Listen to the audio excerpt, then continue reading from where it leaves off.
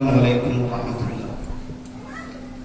حضرات علماء کرام، میرے مقالے کا موضوع ہے حضرت مولانا عبدالشکور آہ مظفر پوری اور تزکیہ و احسان۔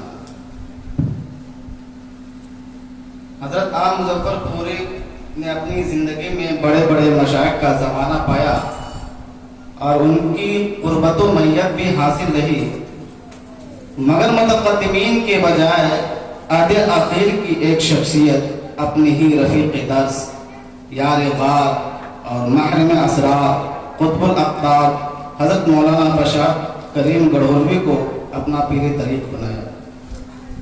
حضرت آہ کو اپنے شیخ سے بے پناہ محبت تھی، اس لیے جب موقع میسر ہوتا گڑھول شریف آپ کی صحبت میں حاضر ہوتے۔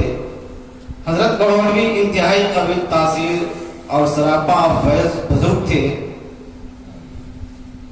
حضرت آہ آپ کے کئی باطنی تصرفات کے عینی شاہد تھے۔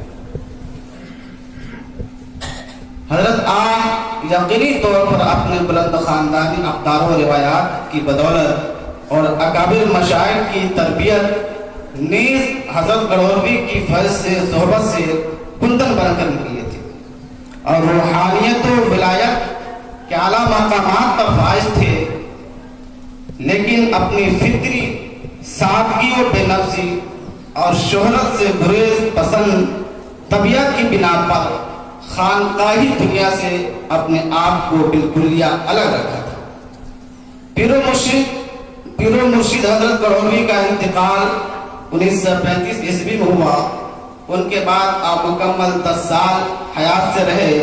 حضرت گڑھولوی کے حلقہ کے دوسرے نسبتاً چھوٹے حضرات اپنی روحانیت کی بساط بچھاتے رہے، لیکن اس مرد باصفا نے اپنے تمام تر علمی اور روحانی کمالات کے باوجود گوشۂ گمنامی میں عافیت محسوس کی، فرحمہ اللہ۔